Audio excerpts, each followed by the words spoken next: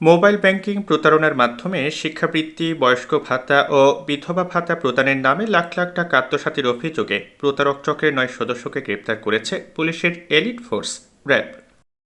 মঙ্গলবার রাতে ঢাকার দক্ষিণ কেরানীগঞ্জ ও ফরিদপুরের ভাঙা এলাকায় অভিযান পরিচালনা করে তাদের গ্রেপ্তার করে র্যাব ১০-এর একটি দল। বুধবার দুপুরে কারওয়ান বাজারে অবস্থিত র্যাব মিডিয়া সেন্টারে আয়োজিত এক সংবাদ সম্মেলনে এসব তথ্য জানান র্যাব ১০-এর অধিনায়ক অতিরিক্ত ডিআইজি মোহাম্মদ ফরিদ উদ্দিন। আমরা আব্দুল মুমিন নামে ড্যামরার একজন ভিকটিম পাই, যিনি ড্যামরা থানায় একটা জিডি করেছেন।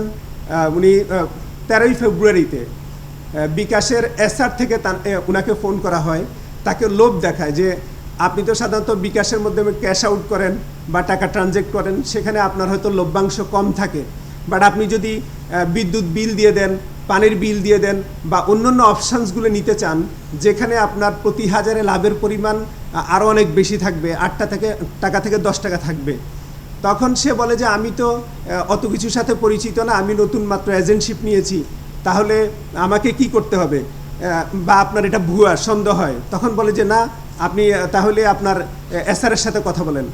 কিছুক্ষণ পরে আরেকটা নাম্বার দিয়ে বলতেছেন, এই আমাদের হাই অফিসিয়াল ফোন করেছিলেন, উনি যেভাবে বলেন ওভাবে কাজ করেন, আপনার লাভ বেশি হবে, বলে ফোন কেটে রেখে দিবে, অল্প কথায় শেষ।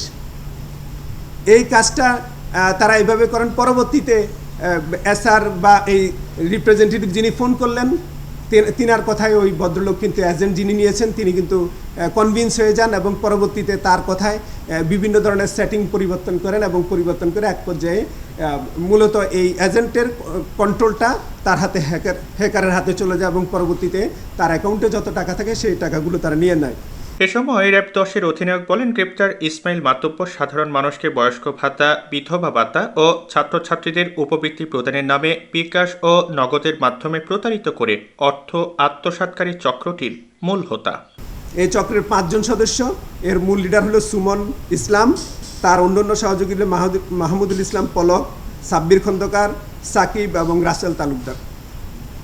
এখানেও এই 5টা গ্রুপের 5 জনের নেতৃত্ব হলো সুমন থাকেন, সুমনের সাথে অন্যরা কণ্ঠ দিয়ে সহযোগিতা করেন। এদিন অধিনায়ক বলেন, গত 1 বছরে দেশের বিভিন্ন এলাকা থেকে শতাধিক সাধারণ মানুষের কাছ থেকে বয়স্ক ভাতা, বিধবা ভাতা ও উপবৃত্তি প্রদানের প্রলোভন দেখে প্রায় 20 থেকে 25 লাখ টাকা আত্মসাৎ করেছে চক্রটি। বিশেষ করে বিকাশ অথবা নগদের এজেন্টদেরকে যে তারা প্রতারিত করেন, তারা 8-9 মাস ধরে কাজ করছেন এবং এখানে তারা যেটা আমাদেরকে জানিয়েছেন, প্রায় 60 থেকে 70টা বিকাশ এজেন্টের নাম্বার তারা ক্লোন করে নিয়েছেন এবং ইতিমধ্যে তারা প্রায় 1.5 কোটি টাকার মতো তাদের কাছ থেকে আত্মসাৎ করেছেন।